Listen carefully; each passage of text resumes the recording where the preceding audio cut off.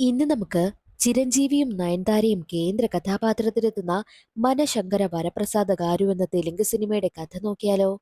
വീഡിയോയിലേക്ക് കടക്കുന്നതിന് മുൻപ് വീഡിയോ കാണുന്ന കൂട്ടുകാർ ഒന്ന് ലൈക്ക് ചെയ്യാനും കമന്റ് സെക്ഷനിലെ ഹൈപ്പ് എന്നൊരു ഓപ്ഷൻ ക്ലിക്ക് ചെയ്യാനും മറക്കരുതേ. കഥ തുടങ്ങുമ്പോൾ ഉറങ്ങുകയായിരുന്ന ഹോം മിനിസ്റ്ററിനെയാണ് കാണിക്കുന്നത്. ഹോം മിനിസ്റ്ററിന് ഒരു സീക്രട്ട് മീറ്റിംഗിന് പങ്കെടുക്കാൻ പോകേണ്ടതായിട്ടുണ്ട്. അതേ സമയം തന്നെയായിരുന്നു ഹോം മിനിസ്റ്ററിന് ഒരു കോള് വരുന്നത്. വിളിച്ചതോ ഗുണ്ടകളായിരുന്നു.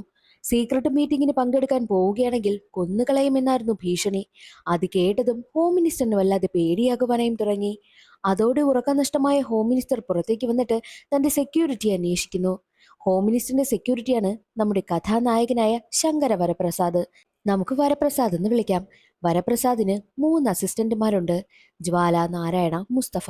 എന്നാൽ ഇതെല്ലാം അവിടെ നിന്ന് ശ്രദ്ധിച്ചുകൊണ്ട് നിൽക്കുകയായിരുന്ന ഹോം മിനിസ്റ്ററിന്റെ ഒരു സ്റ്റാഫ് ആരാണ് ഈ വരപ്രസാദ് എന്ന് ചോദിക്കുന്നു. അപ്പോഴാണ് വരപ്രസാദിന്റെ സ്റ്റാഫുകൾ വരപ്രസാദിനെ പറ്റി പറയുന്നതും.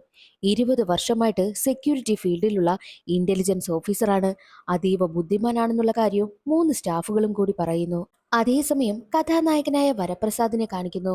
വീട്ടിലെ എല്ലാ ജോലികളും വരപ്രസാദ് ചെയ്യുമായിരുന്നു.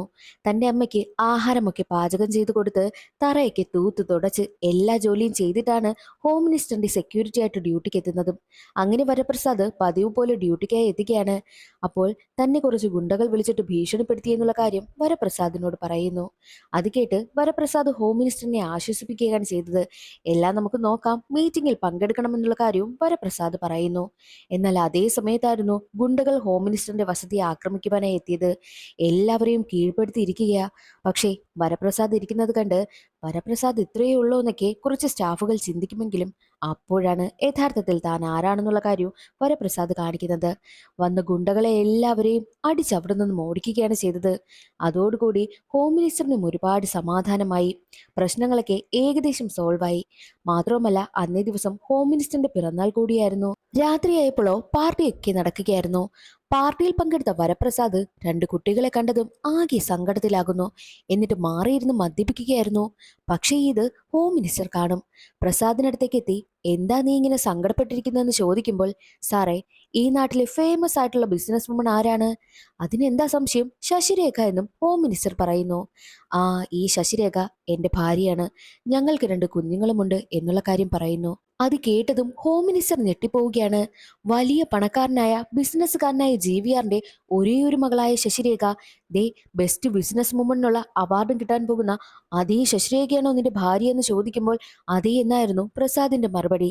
ശശിരേഖ ഡിവോഴ്സ് ആണെന്നുള്ള കാര്യം അറിയാം, പക്ഷേ നീയാണ് ഭർത്താവ് എന്നുള്ള കാര്യം ആർക്കും അറിയില്ല എന്നും ഹോം മിനിസ്റ്റർ പറയുന്നു. നിങ്ങളുടെ കഥ എന്താണെന്ന് ഹോം മിനിസ്റ്റർ ചോദിക്കുമ്പോൾ എന്താണ് അവരുടെ ലവ് സ്റ്റോറി എന്നുള്ള കാര്യം പ്രസാദ് പറയുവാനായും ആരംഭിക്കുന്നു. 10 വർഷങ്ങൾക്ക് മുൻപ് ഇന്റലിജൻസ് ഓഫീസറിന്റെ ട്രെയിനി ആയിട്ട് പ്രസാദ് ബോംബെയിലെത്തിയ സമയമായിരുന്നു. പ്രസാദിന്റെ സീനിയർ ഓഫീസറിനാണെങ്കിൽ പ്രസാദിന് വിവാഹമൊന്നും നടക്കാത്തത് കൊണ്ട് തന്നെ എവിടെ കല്യാണം നടന്നാലും അവിടേക്ക് പ്രസാദിനെയൊക്കെ കൊണ്ടുപോകും. എങ്ങനെയെങ്കിലും ഒരു പെൺകുട്ടിയെ സെറ്റ് ചെയ്ത് പ്രസാദിന് ഒരു കുടുംബമുണ്ടായി കാണണം എന്നതായിരുന്നു ആ സീനിയർ ഉദ്യോഗസ്ഥന്റെ ആഗ്രഹം. അങ്ങനെയിരിക്കെ ഒരു വലിയ പണക്കാരന്റെ മകളുടെ വിവാഹത്തിനായും എത്തുകയാണ്. അവിടെ വെച്ചാണ് പ്രസാദ് ആദ്യമായിട്ട് ശശിരേഖയെ കാണുന്നതും. ശശിരേഖയെ തന്നെ നോക്കി നിൽക്കുകയാണ്. അത് കാണുന്ന സീനിയർ ഉദ്യോഗസ്ഥൻ, എന്താ നിനക്ക് അവളെ ഇഷ്ടമായോ എന്ന് ചോദിക്കുമ്പോൾ, ഇഷ്ടമായി, എനിക്കിവളെ വിവാഹം കഴിക്കണമെന്നും ആഗ്രഹമുണ്ടെന്നും പ്രസാദ് പറയുമ്പോഴോ, അതെന്തായാലും നടക്കില്ല. ഇന്ന് അവളുടെ കല്യാണമാണ്, അവളുടെ പേര് ശശിരേഖ എന്നാണെന്നും സീനിയർ ഉദ്യോഗസ്ഥൻ പറയുന്നു. അത് കേട്ടതും പ്രസാദ് ഞെട്ടിപ്പോവുകയാണ്. പക്ഷേ ശശിരേഖയ്ക്ക് ആ ഒരു വിവാഹത്തിന് അത്രയും താല്പര്യമില്ലാത്ത മട്ടിലാണ് നിൽക്കുന്നതും.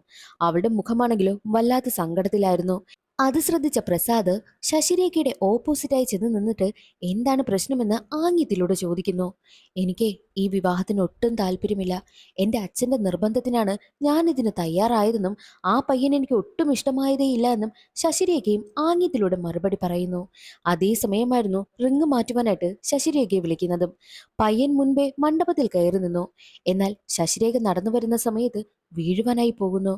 വീഴാനായി പോയപ്പോഴോ പയ്യനടുത്ത് കൈ നീട്ടി അവളെ പിടിക്കുവാനായിട്ട് പറഞ്ഞ സമയത്ത് പയ്യനാണെങ്കിൽ അവിടെ നിന്ന് കൈയടിച്ച് ചിരിക്കുകയാണ് ചെയ്യുന്നത്. ലഹങ്കയിട്ട് നടക്കാനൊന്നും നിനക്കറിയത്തില്ലേ എന്ന് ചോദിച്ച് എല്ലാവരുടെയും മുന്നിൽ വെച്ച് അവളെ അപമാനിക്കുകയും ചെയ്യുന്നു. അങ്ങനെ ശശിരേഖ എങ്ങനെയൊക്കെയോ മണ്ഡപത്തിൽ കയറി നിൽക്കുകയാണ്. അവൾ അവിടെ നിന്ന് പ്രസാദിനെ നോക്കുകയും ചെയ്യുന്നുണ്ട്. എന്നിട്ട് പ്രസാദിനോട്, ദേ കണ്ടില്ലേ, ഇവന് സ്ത്രീകളെ ഇന്ന് റെസ്പെക്ട് ചെയ്യാൻ അറിയില്ല എന്നും ആംഗ്യം കാണിക്കുകയാണ്. അങ്ങനെ റിങ് എക്സ്ചേഞ്ച് ചെയ്യുവാനായും പോവുകയായിരുന്നു. അവൾ അവിടെയൊക്കെ പ്രസാദിനെ നോക്കും. പക്ഷേ പ്രസാദിനെ കാണുന്നതേയില്ല. അപ്പോഴേക്കും ശശിരേഖയുടെ മൈൻഡ് മാറുകയും എനിക്ക് ഈ ഒരു വിവാഹത്തിന് താല്പര്യമേ ഇല്ല, ഇവന് സ്ത്രീകളെ റെസ്പെക്ട് ചെയ്യാനേ അറിയത്തില്ല, അതുകൊണ്ട് എനിക്ക് താല്പര്യമില്ല എന്ന് പറഞ്ഞ് ആ ഒരു കല്യാണം അവിടെ ഉപേക്ഷിക്കുവാനായിട്ടും ശശിരേഖ തീരുമാനിക്കും. ശശിരേഖ ആ ഒരു വിവാഹം വേണ്ടാന്ന് വെച്ചതും അവിടെ കേട്ടുകൊണ്ട് നിന്ന പ്രസാദ് ആണെങ്കിൽ കൈയടിക്കുകയാണ്. എല്ലാവരും പ്രസാദിനെ ശ്രദ്ധിക്കുന്ന സമയത്ത് അതൊരു ഈച്ചയെ അടിച്ചതാണെന്നുള്ള കാര്യമാണ് പ്രസാദ് പറയുന്നത്. പക്ഷേ തന്റെ തീരുമാനത്തിന് പ്രസാദ് സപ്പോർട്ട് ചെയ്തതാണെന്നുള്ള കാര്യം ശശിരേഖയ്ക്ക് മനസ്സിലായി. അവൾ ചെറിയൊരു പുഞ്ചിരിയോട് കൂടിയാണ് അവിടെ നിന്ന് പോകുന്നതും. അങ്ങനെ പിന്നീട് പ്രസാദും തന്റെ സീനിയർ ഓഫീസറും തമിഴ്നാട്ടിലൊരു കല്യാണത്തിന് പങ്കെടുക്കുവാനായും എത്തി. എന്നാൽ അവിടെ വെച്ച് വീണ്ടും ശശിരേഖയും പ്രസാദും കണ്ടുമുട്ടുന്നു. എന്താ ഇവിടെ നിന്നൊക്കെ രണ്ടുപേരും ആംഗ്യത്തിലൂടെയൊക്കെ സംസാരിക്കുകയാണ്. അത് കഴിഞ്ഞ് വീണ്ടും കേരളത്തിലൊരു കല്യാണത്തിന് വന്നപ്പോഴും അവിടെ വെച്ചും ശശിരേഖയും പ്രസാദും കണ്ടുമുട്ടുന്നു. രണ്ടുപേരും പരസ്പരം സംസാരിക്കുകയാണ്. എന്നാൽ ഉടനെ തന്നെ ശശിരേഖ പ്രസാദിനോട് ചോദിക്കും, എനിക്ക് ഈ യൂണിവേഴ്സിലൊക്കെ വിശ്വാസമാണ്, പലതവണയായിട്ട് നമ്മൾ കണ്ടുമുട്ടുന്നു, അപ്പോൾ യൂണിവേഴ്സ് പറയുന്നത് നമ്മൾ ഒന്നിക്കേണ്ടവരായിരിക്കുമെന്ന, അതുകൊണ്ട് നമുക്ക് കല്യാണം കഴിക്കാമെന്ന് ചോദിക്കുന്നു. പ്രസാദും അത് കേട്ട് ഞെട്ടിപ്പോവുകയാണ്. പ്രസാദിനും ഒരുപാട് സന്തോഷമായി. പിന്നീട് അങ്ങോട്ടുള്ള ദിവസങ്ങളിൽ ഇവർ രണ്ടുപേരും പ്രണയിക്കുവാനായും ആരംഭിച്ചു. പക്ഷേ ഈ ഒരു കാര്യം ശശിരേഖയുടെ അച്ഛനായ GVR അറിയുകയാണ്. ഇവരുടെ രണ്ടുപേരുടെയും ബന്ധത്തിൽ GVR സമ്മതിക്കുന്നതേയില്ല. അതോടുകൂടി ദേഷ്യം വന്ന ശശിരേഖ പ്രസാദിനെ കൂട്ടിക്കൊണ്ടുപോയി രജിസ്റ്റർ മാരേജ് ചെയ്യുന്നു. അതിനുശേഷം പിന്നീട് അങ്ങോട്ട് പ്രസാദിന്റെ വീട്ടില് സന്തോഷത്തോടു കൂടിയാണ് ശശിരേഖ കഴിഞ്ഞു പോയതും. അവർക്ക് കുഞ്ഞുങ്ങളും ജനിക്കുകയാണ്. 3 വർഷം അങ്ങനെ കടന്നുപോയി. 3 വർഷങ്ങൾക്ക് ശേഷം ഒട്ടും പ്രതീക്ഷിക്കാതെ GVR ആണെങ്കിലോ ശശിരേഖയെ കാണുവാനായിട്ട് എത്തുകയാണ്. GVR തന്റെ മകളോട് മാപ്പ് ചോദിക്കുകയാണ്. ഞാൻ അന്നേ നിങ്ങളുടെ വിവാഹത്തിന് സമ്മതിക്കണമായിരുന്നു, നീ എന്നോട് ക്ഷമിക്കണം, വീട്ടിലേക്ക് തിരികെ വരണമെന്നും പറയുമ്പോഴോ, ഞാനിവിടെ ഹാപ്പിയാണ് അച്ഛാ, ഞാനിവിടെ കഴിഞ്ഞോളാമെന്നായിരുന്നു ശശിരേഖയുടെ മറുപടിയും. എന്നാൽ പോകുവാനായി ഇറങ്ങുന്ന GVR ആണെങ്കിലോ നേരെ എത്തുന്നത് പ്രസാദിനടുത്തേക്ക്. ശശിരേഖയ്ക്ക് നല്ലൊരു ഭാവിയുള്ളൊരു കുട്ടിയാ, അവൾ നന്നായിട്ട് പഠിക്കുന്നതുമാ, നീയായിട്ട് അവളുടെ ഭാവി കളയരുതെന്ന് പറഞ്ഞിട്ടാണ് GVR അവിടെ നിന്ന് പോകുന്നത്. GVR പറയുന്നത് കേട്ട് പ്രസാദ് ഒന്ന് ചിന്തിക്കും. അതിനുശേഷം ശശിരേഖയും കുഞ്ഞുങ്ങളെയും കൂട്ടിക്കൊണ്ട് GVRന്റെ വീട്ടിലേക്ക് പോകുന്നു. പിന്നീട് അങ്ങോട്ട് അവർ അവിടെയാണ് കഴിഞ്ഞു പോകുന്നതും. GVR ആണെങ്കിൽ പ്രസാദിനെ നല്ല രീതിക്ക് തന്നെ ട്രീറ്റ് ചെയ്യുന്നതും. ഒരു മരുമകനെ അമ്മായിയച്ഛനെ എങ്ങനെയെല്ലാം സ്നേഹിക്കാൻ കഴിയുമോ അങ്ങനെയൊക്കെ GVR ആണെങ്കിൽ പ്രസാദിനെ സ്നേഹിക്കുന്നു. ഓഫീസിലൊക്കെ കൊണ്ടുപോവുകയാണ്. രണ്ടുപേർക്കും അവരവരുടേതായ ഡ്യൂട്ടിയൊക്കെ കൊടുക്കുന്നു. എന്നാൽ ഒരു ദിവസം മീറ്റിംഗിൽ വെച്ച് GVR ആണെങ്കിലോ പ്രസാദിനെ CEO ആയിട്ടും പ്രഖ്യാപിക്കുകയാണ്. പക്ഷേ അവിടെയാണ് GVRന്റെ കുരുട്ട് ബുദ്ധി ഒളിഞ്ഞിരിക്കുന്നത്. മീറ്റിംഗ് എല്ലാം കഴിഞ്ഞിറങ്ങിയതും പ്രസാദിനടുത്തെത്തിയ GVR, ഇനി എന്തായാലും നീ അധികം ഓഫീസിലേക്കൊന്നും വരണ്ട, ഇവിടുത്തെ കാര്യങ്ങളൊക്കെ ശശിരേഖ നോക്കിക്കോളും, വീട്ടിലിരുന്ന് ബിസിനസ് കാര്യങ്ങളെല്ലാം നോക്കിയാൽ മതിയെന്നും പ്രസാദിനോട് പറയുന്നു. അമ്മായിയച്ഛന് താൻ അത്രയും കഷ്ടപ്പെടണ്ട എന്ന് കരുതി തന്നോടുള്ള സ്നേഹത്തിൽ പറഞ്ഞതാണെന്നാണ് പ്രസാദ് കരുതിയത്. പിന്നീട് അങ്ങോട്ട് വീട്ടിലെ കാര്യങ്ങളൊക്കെയാണ് നോക്കുന്നത്. വീട്ടിലിരുന്ന് എല്ലാ കാര്യങ്ങളും പ്രസാദ് നന്നായിട്ട് നോക്കുമായിരുന്നു. അവിടുത്തെ പലചരക്കിന്റെ കാര്യങ്ങളിൽ ലിസ്റ്റ് എടുക്കുക, പിന്നെ അവിടെ ജോലി ചെയ്യുന്ന ആൾക്കാരെ എല്ലാവരെയും കൺട്രോൾ ചെയ്ത് കൊണ്ടുപോവുക, പതിയെ പതിയെ ആ വീട്ടിൽ കുക്ക് ചെയ്യുവാനൊക്കെ ആരംഭിച്ച് അവിടുത്തെ ജോലികളെല്ലാം പ്രസാദും ചെയ്യുവാനായി ആരംഭിച്ചു. അവിടെ വർക്ക് ചെയ്യുന്ന ജോലിക്കാരുടെ കൂട്ടത്തിൽ ഒരാളായി മാറി പ്രസാദ്. എന്നാൽ GVR ആണെങ്കിലോ തന്റെ മകൾക്ക് ഒരുപാട് ജോലികളൊക്കെ കൊടുത്ത് ബിസിനസ് മീറ്റിംഗ് അങ്ങനെ ഇങ്ങനെയൊക്കെ പറഞ്ഞ് അവളെ ഒരുപാട് ബിസിയാക്കുകയാണ്. അതുകൊണ്ട് തന്നെ പ്രസാദും ശശിരേഖയും അധികം അങ്ങനെ കണ്ടുമുട്ടാറ് പോലുമില്ല. അത് കാരണം ആകെ ടെൻഷനായ പ്രസാദ് ആണെങ്കിൽ ശശിരേഖയോട് സംസാരിക്കുവാനൊക്കെ ശ്രമിക്കുന്നുണ്ട്. പക്ഷേ അവൾ അത്രയും തിരക്കിലായിരുന്നു. എല്ലാവരും പ്രസാദിനെ അവിടുത്തെ വേലക്കാരനായിട്ടാണ് കരുതിയിരിക്കുന്നതും. ഇതെല്ലാം ഒരു ഘട്ടത്തിൽ പ്രസാദിന് മനസ്സിലാകുന്നു. തന്റെ ഭാര്യയെ ശശിരേഖയ്ക്കടുത്തെത്തി നമുക്ക് നമ്മുടെ വീട്ടിലേക്ക് തിരികെ പോകാമെന്ന് പറയും. പക്ഷേ ശശിരേഖയ്ക്ക് തന്നെ ഈ ഒരു ബിസിനസ്സൊക്കെ കളഞ്ഞിട്ട് വരുവാനായിട്ട് താല്പര്യമില്ല എന്നും പ്രസാദിനോട് പറയുന്നു. അവിടെ വെച്ച് രണ്ടുപേരും തമ്മിൽ വഴക്കാവുകയാണ്. എന്നാൽ അതിൽ ഇടപെടുവാനായിട്ട് വരുന്ന GVRനിട്ട് പ്രസാദ് ഒന്ന് കൊടുക്കുകയും ചെയ്യുന്നുണ്ട്. അതോടുകൂടി രണ്ടുപേർക്കുമിടയിൽ വലിയ പ്രശ്നമുണ്ടാവുകയാണ്. പിന്നീട് അങ്ങോട്ട് ശശിരേഖയെ കാണുവാൻ പോലും പ്രസാദിനെ അനുവദിക്കുന്നതേയില്ല. എന്നാൽ ഒരു ദിവസം അവരുടെ ഓഫീസിലേക്ക് എത്തുന്ന പ്രസാദിനോട് ശശിരേഖ പറയുന്നത്, ഞാൻ നിങ്ങളുമായിട്ട് ഇനി ഒരുമിച്ച് ജീവിക്കണമെങ്കിൽ എൻ്റെ അച്ഛനോട് മാപ്പ് പറയണമെന്നായിരുന്നു. പക്ഷേ പ്രസാദിന്റെ ഈഗോ അതിന് സമ്മതിച്ചതേയില്ല. ഞാൻ പറയില്ല എന്ന് തന്നെ പറയും. എന്നാൽ പ്രസാദിനെ മോശമായിട്ട് സംസാരിക്കുന്ന ശശിരേഖയ്ക്കിട്ട് പ്രസാദ് ഒന്ന് കൊടുക്കുകയാണ് ചെയ്തത്. തന്റെ മകളെ തല്ലുന്നത് കണ്ട് ദേഷ്യം വന്ന GVR ആണെങ്കിൽ പ്രസാദിനെ തല്ലുവാനായി ചെല്ലുന്ന സമയത്ത് പ്രസാദ് വീണ്ടും GVRനെ തല്ലി. അതോടുകൂടി വലിയ പ്രശ്നമാവുകയാണ്. അങ്ങനെയാണ് അവർ രണ്ടുപേരും ഡിവോഴ്സ് ആയതെന്നുള്ള കാര്യവും പ്രസാദ് ഹോം മിനിസ്റ്ററിനോട് പറയുന്നു. ശശിരേഖയാണ് പ്രസാദിന് ഡിവോഴ്സ് നോട്ടീസ് അയക്കുന്നതും പ്രസാദിനെ വളരെ മോശക്കാരനാക്കിയാണ് ചിത്രീകരിച്ചിരിക്കുന്നതും. അതുകൊണ്ട് തന്നെ കുട്ടികളെ വിട്ടുകൊടുക്കാനാകില്ല എന്നും ശശിരേഖ അതിൽ രേഖപ്പെടുത്തിയിട്ടുണ്ട്. അതുകൊണ്ട് തന്നെ കുട്ടികളെയും കോടതി ശശിരേഖയ്ക്കൊപ്പം പറഞ്ഞുവിടുകയാണ് ചെയ്തത്. എന്നാൽ ഈ ശശിരേഖ ഡിവോഴ്സ് ആയതിൽ പിന്നെ തന്റെ മക്കളോട് അച്ഛനെക്കുറിച്ച് മോശമായിട്ടാണ് പറഞ്ഞു കൊടുത്തിരിക്കുന്നത്. ശശിരേഖയുടെയും പ്രസാദിന്റെയും രണ്ട് മക്കളായ നിക്കിക്കും വിക്കിക്കും പ്രസാദിനെ ഒട്ടും തന്നെ ഇഷ്ടമേ അല്ല. ഒരിക്കൽ സ്കൂളിൽ വെച്ച് ഫാമിലിയെക്കുറിച്ച് എഴുതുവാനായി പറഞ്ഞ സമയത്ത് കുട്ടികൾ രണ്ടുപേരും അച്ഛനെക്കുറിച്ച് ഒരു വാക്ക് പോലും എഴുതിയിട്ടില്ല. എന്തുകൊണ്ടാണ് നിങ്ങൾ അച്ഛനെക്കുറിച്ച് എഴുതാത്തതെന്ന് ചോദിച്ചപ്പോൾ ഞങ്ങൾക്ക് ഞങ്ങളുടെ അച്ഛനെ ഇഷ്ടമല്ല എന്നായിരുന്നു കുട്ടികളുടെ മറുപടിയും. അത്രത്തോളം വെറുപ്പ് ശശിരേഖയും GVR ചേർന്ന് കുട്ടികളുടെ മനസ്സിൽ കുത്തിവെച്ചിട്ടുണ്ട്. എന്നാൽ പ്രസാദ് പറയുന്നത്, എന്റെ മക്കൾ ഇവിടെ ബോർഡിങ്ങിലേക്ക് വന്നിട്ടുണ്ട്, അവരെ രണ്ടുപേരെയും എനിക്ക് കാണണം, കുറച്ചു നാളെങ്കിലും എനിക്കവരെ കൊഞ്ചിക്കണം, കുറച്ചു നാളത്തേക്ക് എനിക്ക് ലീവ് തരണമെന്നും ഹോം മിനിസ്റ്ററിനോട് പ്രസാദ് ആവശ്യപ്പെടുന്നു. എന്നാൽ അത് കേട്ട് ഹോം മിനിസ്റ്റർ സന്തോഷത്തോടു കൂടി ലീവും കൊടുക്കുകയാണ്. അങ്ങനെ അടുത്ത ദിവസം ഹോം മിനിസ്റ്ററിന്റെ റെക്കമെൻഡേഷൻ ലെറ്ററും കൊണ്ട് ആ ഒരു ബോർഡിങ്ങിലേക്ക് എത്തുകയാണ് പ്രസാദും പ്രസാദിന്റെ കൂട്ടാളികളും. അവിടുത്തെ PT സാറായിട്ടാണ് പ്രസാദ് എത്തിയിരിക്കുന്നത്. ഹോം മിനിസ്റ്ററിന്റെ റെക്കമെൻഡേഷൻ ലെറ്റർ ഉള്ളത് കൊണ്ട് തന്നെ ഒന്നും നോക്കാതെ പ്രസാദിനെ PT സാറായിട്ട് നിയമിക്കുന്നു. ഒപ്പം പ്രസാദിന്റെ അസിസ്റ്റന്റുമാർക്കും ജോലി കിട്ടുകയാണ്. എങ്ങനെയാ നമ്മൾ കുട്ടികളെ കണ്ടുപിടിക്കുന്നതെന്ന് ജ്വാല ചോദിക്കുമ്പോൾ പ്രസാദ് പറയുന്നത്, എന്റെ മക്കളല്ലേ, അവർ എന്റെ അടുത്തു കൂടി പോയാൽ പോലും എനിക്കത് അറിയാൻ കഴിയുമെന്നും പ്രസാദ് പറയുന്നു. അതേ സമയമായിരുന്നു നിക്കിയും വിക്കിയും അതുവഴി പോകുന്നത്. കുറച്ച് വഴി തരുമോ അങ്കിൾ എന്ന് പറഞ്ഞ് കുട്ടികൾ പോകുന്ന സമയത്ത്, നല്ല കുട്ടികളല്ലേ, എന്ത് മര്യാദ എന്നൊക്കെ പ്രസാദ് പറയുന്നു. അതേ സമയം തന്നെയായിരുന്നു പ്രസാദ്, ഈ കുട്ടികൾ ആരാ എന്ന് പ്രസാദ് പ്രിൻസിപ്പാലിനോട് ചോദിക്കുമ്പോൾ, ഇത് ഫേമസ് ബിസിനസ്മാനായ GVRന്റെ ചെറുമക്കളാണെന്നുള്ള കാര്യവും പ്രിൻസിപ്പൽ പറയുന്നു. അത് കേട്ടതും പ്രസാദ് ഞെട്ടിപ്പോവുകയാണ്. അപ്പോൾ ആ പോയ കുട്ടികൾ എന്റെ മക്കളാണല്ലേ എന്ന് പറഞ്ഞ് പ്രസാദ് കരയുവാനായും ആരംഭിച്ചു. രണ്ട് കുട്ടികളെയും മാറി നിന്ന് നോക്കിയാണ് പ്രസാദ് കരയുന്നത്.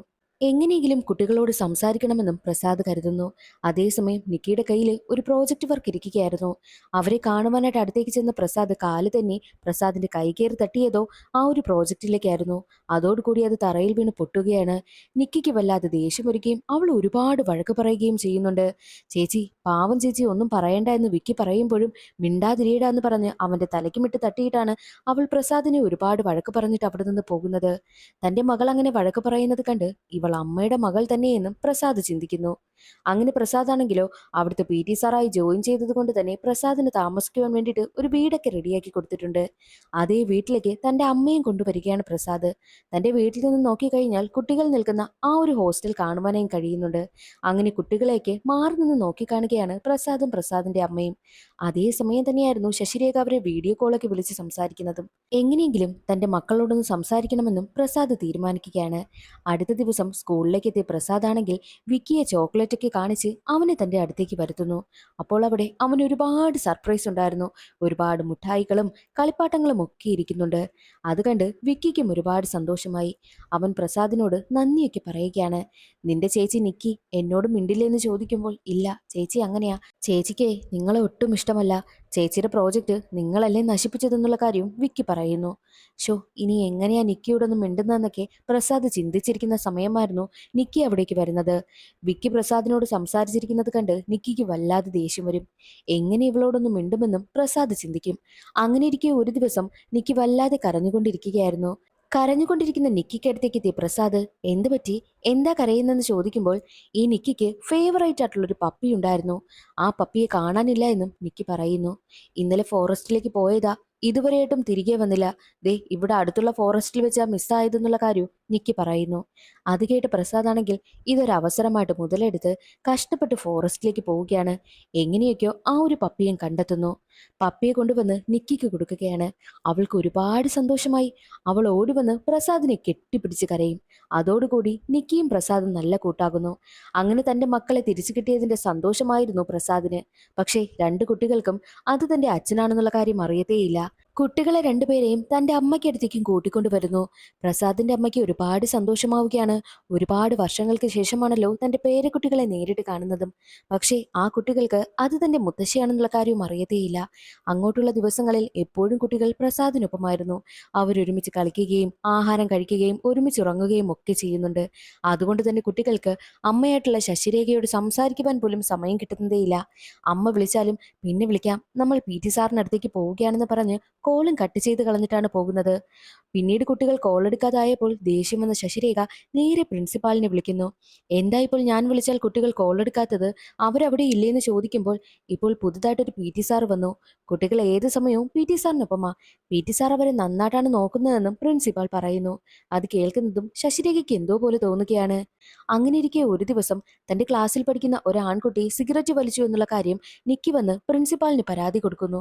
അതോടുകൂടി കുട്ടിയുടെ വീട്ടുകാരെയൊക്കെ വിളിപ്പിക്കുകയാണ് പ്രിൻസിപ്പാൾ. എന്നാൽ അത് വലിയൊരു ഗുണ്ടാ ഫാമിലിയിലെ കുട്ടിയായതുകൊണ്ട് തന്നെ അവിടെ വരുന്ന അവന്റെ അച്ഛനാണെങ്കിൽ ഏത് കുട്ടിയാ പരാതി കൊടുത്തതെന്ന് ചോദിച്ച് നിക്കിയെ കണ്ടെത്തി നിക്കിക്കിട്ടൊരെണ്ണം കൊടുക്കുന്നു. എന്നാൽ ഈ ഒരു കാര്യം പ്രസാദ് അറിയുകയാണ്. പ്രസാദ് ഉടനെ തന്നെ അന്നേ ദിവസം വൈകിട്ട് രണ്ട് കുട്ടികളെയും കൂട്ടിക്കൊണ്ട് നേരെ പോകുന്നത് ആ ഗുണ്ടയായിട്ടുള്ള ആളിന്റെ വീട്ടിലേക്കാണ്. ആരാ എന്റെ കുട്ടികളെ തല്ലിയതെന്ന് ചോദിച്ച് നിക്കിയെ തല്ലിയ അതേ ആളിനെ പിടിച്ചിറക്കിയിട്ട് അയാൾക്കിട്ട് കുറേ കൊടുക്കുന്നു. ആ വീട് മുഴുവൻ നശിപ്പിച്ചെന്ന് വേണമെങ്കിൽ പറയാം. എന്നാൽ ഇതെല്ലാം കാണുന്ന നിക്കിക്ക് പ്രസാദിനൊപ്പം അവർക്കൊരു സേഫ്റ്റി ഫീൽ ചെയ്യുകയാണ്. നിക്കിയുടെ മുഖത്ത് മുറിവുള്ളത് കൊണ്ട് തന്നെ മുറിവിലൊക്കെ മുത്തശ്ശി മരുന്ന് വെച്ച് കൊടുക്കുന്നു. അതേസമയം മുത്തശ്ശി ചോദിക്കുന്നുണ്ട്, നിങ്ങളുടെ അച്ഛൻ തിരിച്ചു വരികയാണെങ്കിൽ നിങ്ങളുടെ പ്രതികരണം എങ്ങനെയായിരിക്കുമെന്ന് ചോദിക്കുമ്പോൾ അത് കേട്ട് ദേഷ്യം വന്ന നിക്കി, ഞങ്ങൾക്ക് ഞങ്ങളുടെ അച്ഛനെ ഒട്ടും ഇഷ്ടമേ അല്ല. ഞങ്ങളുടെ അച്ഛൻ ഒരു ചീറ്ററാണ്. മാത്രമല്ല ഞങ്ങളുടെ അമ്മയും മുത്തശ്ശിനെയും ഒക്കെ തല്ലിയ ആളാണെന്നുള്ള കാര്യവും നിക്കി പറയുന്നു. അഥവാ ആ ഒരു മനുഷ്യൻ തിരിച്ചു വരികയാണെങ്കിൽ അദ്ദേഹത്തിന്റെ മുഖത്ത് നോക്കിയിട്ട് ഐ ഹേറ്റ് യു എന്നായിരിക്കും ഞങ്ങൾ പറയാൻ പോകുന്നതെന്നും നിക്കി പറയുന്നു. എന്നാൽ ഇതെല്ലാം കേട്ടുകൊണ്ട് നിൽക്കുന്ന പ്രസാദിന് വല്ലാതെ സങ്കടം വരികയും പ്രസാദ് പൊട്ടിക്കരയുകയും ചെയ്യുന്നു. അങ്ങനെ പ്രസാദ് കണ്ണീരെല്ലാം തുടച്ചിട്ട് അവർക്കടുത്തേക്ക് വന്നിരിക്കുകയാണ്.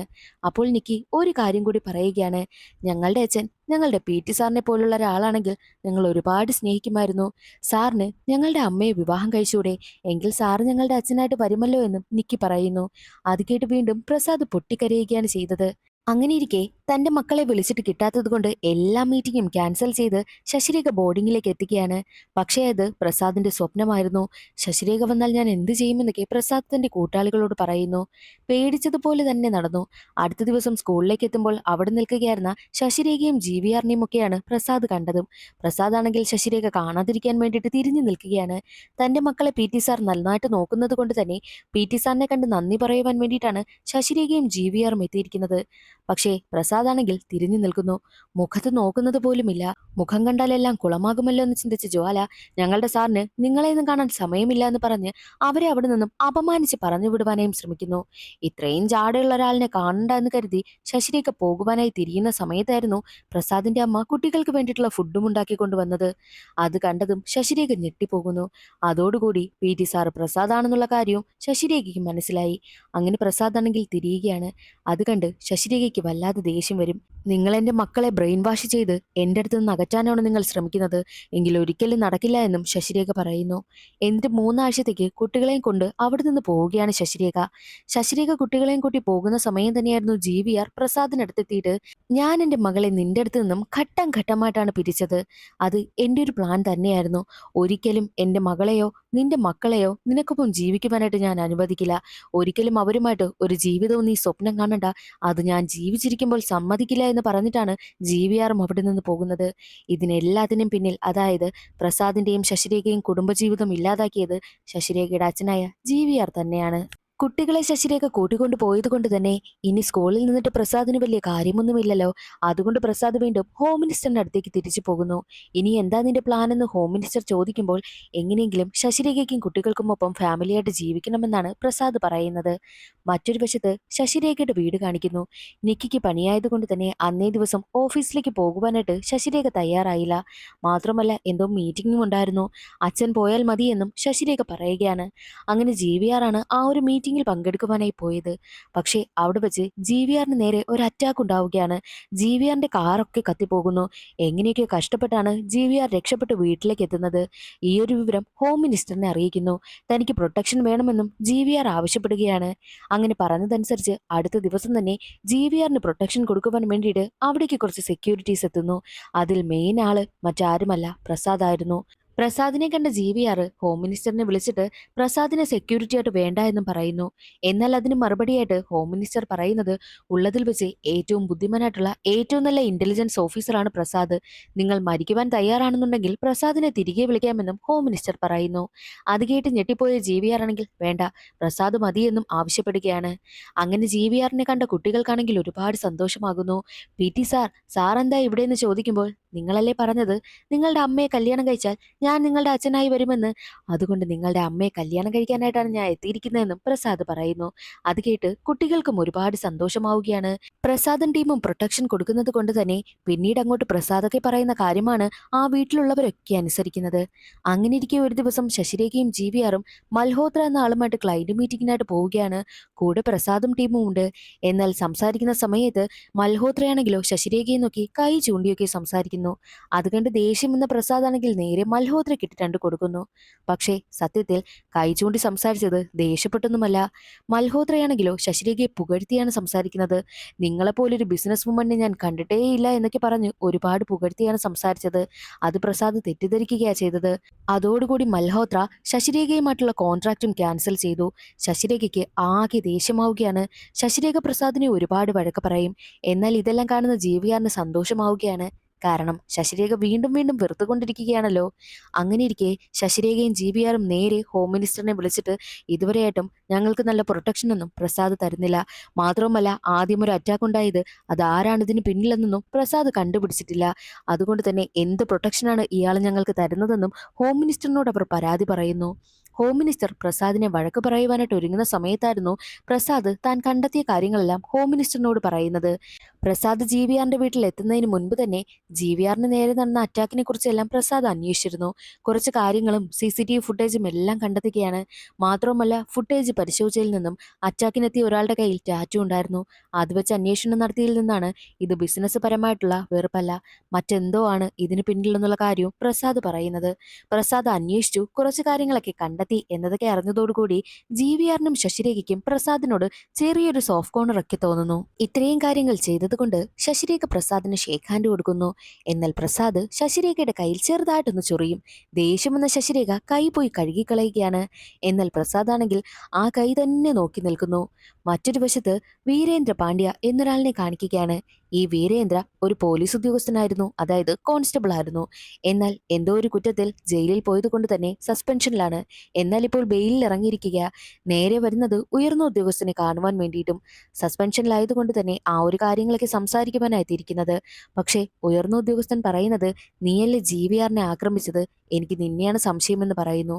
GVRനെ അറ്റാക്ക് ചെയ്തത് താനാണെന്നുള്ള കാര്യം ഉയർന്ന ഉദ്യോഗസ്ഥൻ മനസ്സിലാക്കിയത് കൊണ്ട് തന്നെ ഒന്നും നോക്കിയില്ല. വീരേന്ദ്രനാണെങ്കിലോ ആ ഒരു ഉദ്യോഗസ്ഥനെ കൊന്നുകളയുകയാണ്.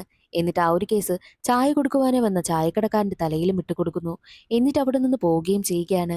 GVRനെ നശിപ്പിക്കണമെങ്കിൽ ആദ്യം പ്രസാദിനെ നശിപ്പിക്കണമെന്ന് ചിന്തിച്ച വീരേന്ദ്രൻ നേരെ പോകുന്നത് പാർലമെന്റ് അംഗത്തിനടുത്തേക്കാണ്.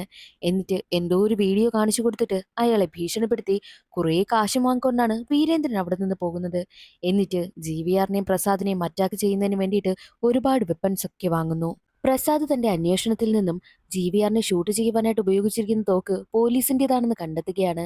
അതോടുകൂടി പോലീസുകാരെ പ്രസാദിന് സംശയമാകുന്നു. ഇതിന് പിന്നിൽ പോലീസാണോ അതോ പോലീസിൽ വല്ല സ്പൈയും ഉണ്ടോ എന്ന് കണ്ടെത്തുവാൻ വേണ്ടിയിട്ട് പോലീസുകാരെ എല്ലാവരെയും മീറ്റിംഗിനായിട്ടും വിളിച്ചു ചേർക്കുന്നു. എന്നിട്ട് പ്രസാദ് ഒരു കള്ളം പറയുകയാണ്. GVRനെ ഒരു ഫാം ഹൗസിലേക്ക് മാറ്റിയെന്നും കള്ളം പറയുന്നു. സത്യത്തിൽ ആ പോലീസുകാരിൽ ഒരു സ്പൈ ഉണ്ട്. അയാളാണ് വീരേന്ദ്രൻ എല്ലാ വിവരവും എത്തിച്ചു കൊടുക്കുന്നത്. പക്ഷേ അതാരാണെന്നുള്ള കാര്യം പ്രസാദിന് കണ്ടെത്താൻ കഴിഞ്ഞില്ലല്ലോ. എന്നാൽ മറ്റൊരു വശത്ത് ഏതോ ക്ഷേത്രത്തിൽ പോയിട്ട് പ്രസാദവുമായിട്ട് എത്തുകയായിരുന്നു പ്രസാദിന്റെ അമ്മ. ആ പ്രസാദം കൊണ്ടുവന്ന് ശശിരേഖയ്ക്ക് കൊടുക്കും. എന്നിട്ട് പോകുവാനായി ഒരുങ്ങുന്ന സമയത്ത് ശശിരേഖ ചോദിക്കുന്നുണ്ട്, എന്തുകൊണ്ടാണ് നിങ്ങൾ ഇതുവരെ വന്നിട്ട് പ്രസാദുമായിട്ട് ഒന്നിക്കണമെന്നുള്ള കാര്യം പറയാത്തതെന്ന് ചോദിക്കുമ്പോൾ, ഞാനെന്തിനത് പറയണം, നിങ്ങൾ രണ്ടുപേരുമാണ് അതിൽ തീരുമാനമെടുക്കേണ്ടതെന്ന് പറഞ്ഞിട്ട് ശശിരേഖയ്ക്ക് അമ്മ ഒരു കോഫി ഉണ്ടാക്കി കൊടുക്കുവാനായും തീരുമാനിക്കുന്നു. കോഫി ഉണ്ടാക്കി കൊടുക്കുവാനായി പോകുന്ന സമയം തന്നെ അമ്മ കുറച്ച് കാര്യങ്ങൾ പറയുകയാണ്. എന്റെ വിവാഹം കഴിഞ്ഞ സമയത്ത് എനിക്കും ഇതുപോലൊരു പ്രശ്നമുണ്ടായി. എൻ്റെ ഹസ്ബൻഡ് എന്നെ തല്ലി. അതോടുകൂടി ഞാനും വീട് വിട്ടിറങ്ങിപ്പോയി. എൻ്റെ വീട്ടിലേക്ക് ചെന്ന് നിന്നത്. എന്നാൽ എൻ്റെ അച്ഛനും എൻ്റെ സഹോദരനും കുടിച്ചുകൊണ്ടുവന്ന് വല്ലാതെ പ്രശ്നമുണ്ടാക്കുമായിരുന്നു. പക്ഷേ അവരെന്നെ തല്ലിയാലും ഞാനവരെ ഒന്നും പറയില്ല. അതിൽ നിന്നാണ് എനിക്കൊരു കാര്യം മനസ്സിലായത്. ഞാനും എൻ്റെ ഹസ്ബൻഡ് തമ്മിൽ ബ്ലഡ് റിലേഷൻ ഇല്ലാത്തതുകൊണ്ടാണ് എൻ്റെ ഹസ്ബൻഡ് എന്നെ തല്ലിയപ്പോൾ എനിക്കത് വേദനിച്ചത്. അച്ഛനും സഹോദരനും തല്ലിക്കഴിഞ്ഞാലും നമുക്കൊന്നും പറയാൻ കഴിയില്ലല്ലോ. അവിടെ തന്നെ എത്രയായാലും സഹിച്ച് പിടിച്ചു നിൽക്കേണ്ടി വരും. പക്ഷേ ഹസ്ബൻഡ് നമ്മളെ വല്ലതും ചെയ്താൽ നമ്മൾ അപ്പോഴേ വീട് വിട്ടിറങ്ങിപ്പോകും. അതിൽ നിന്നൊരു കാര്യം മനസ്സിലായി. ബ്ലഡ് റിലേഷൻ ഉള്ളത് കൊണ്ടാണ് അവരെന്ത് ചെയ്താലും നമ്മളത് സഹിക്കുന്നതെന്ന്. അങ്ങനെ കുറേ തിരിച്ചറിവുകൾ എനിക്കുണ്ടായി. ആ ഒരു തിരിച്ചറിവോട് കൂടിയാണ് ഞാൻ എൻ്റെ ഹസ്ബൻഡിന്റെ ജീവിതത്തിലേക്ക് തിരികെ വന്നത്.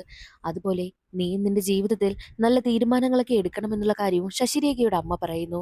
പക്ഷേ അമ്മ പറഞ്ഞത് ശശിരേഖയ്ക്ക് അത്ര ഇഷ്ടമായതേയില്ല. അമ്മ അവിടെ നിന്ന് പോയി കഴിഞ്ഞതും അമ്മ ഉണ്ടാക്കി കൊടുത്ത കോഫി പോലും കുടിക്കാതെ അവൾ അവിടെ വെച്ചിട്ട് പോകുന്നു.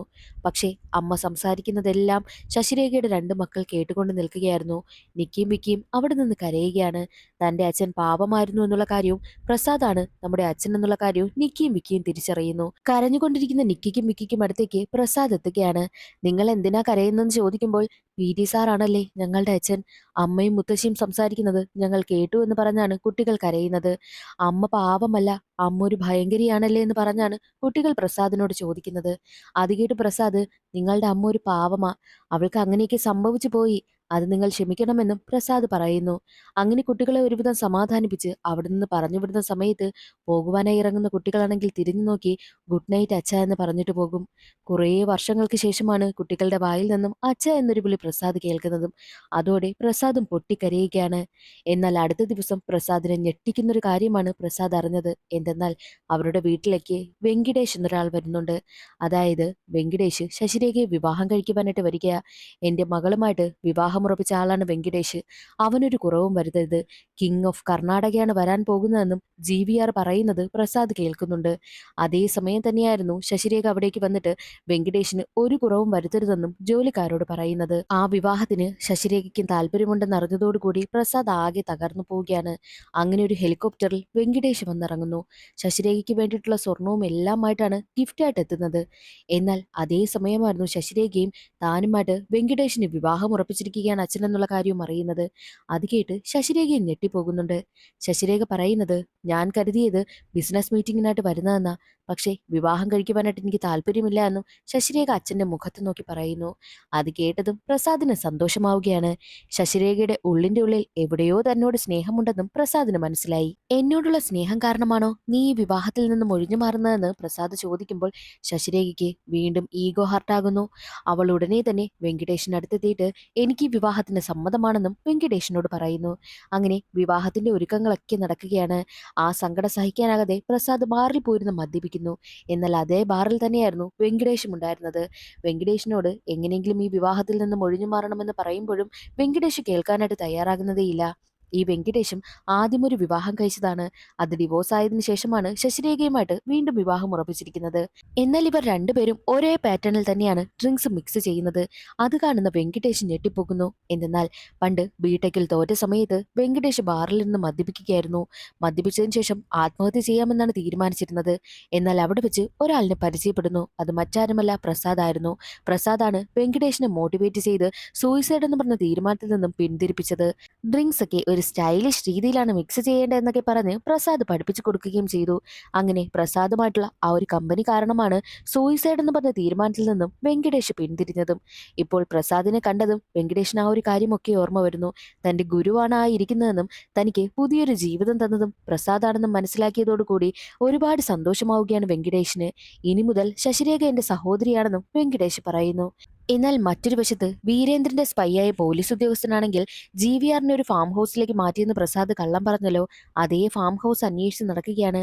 ഇത് മനസ്സിലാക്കിയ പ്രസാദ് ആ ഒരു പോലീസ് ഉദ്യോഗസ്ഥനെ തന്റെ താവളത്തിലേക്ക് കൂട്ടിക്കൊണ്ടുവരുന്നു. എന്നിട്ട് അടിച്ച് ചോദ്യം ചെയ്യുകയാണ്. ഇതിനെല്ലാം പിന്നിൽ ആരാണെന്ന് ചോദിക്കുമ്പോൾ വീരേന്ദ്രനാണെന്നും മാത്രവുമല്ല GVR അല്ല അവന്റെ ലക്ഷ്യം, ശശിരേഖയും മക്കളുമാണെന്നും ആ ഒരു പോലീസ് ഉദ്യോഗസ്ഥൻ പറയുന്നു. പിന്നീട് എന്താണ് ഇവർ തമ്മിലുള്ള പ്രശ്നമെന്ന് ഒരു ഫ്ലാഷ് ബാക്ക് വഴിയാണ് കാണിക്കുന്നത്. വീരേന്ദ്രൻ ഒരു കോൺസ്റ്റബിൾ ആയിരുന്നു. വീരേന്ദ്രന് ഒരു സഹോദരനുണ്ട്. സഹോദരൻ എന്ന് വെച്ചാൽ വീരേന്ദ്രന് ജീവനായിരുന്നു. പക്ഷേ വീരേന്ദ്രന്റെ സഹോദരൻ ഡ്രഗ്സിന് അഡിക്റ്റ് ആണ്.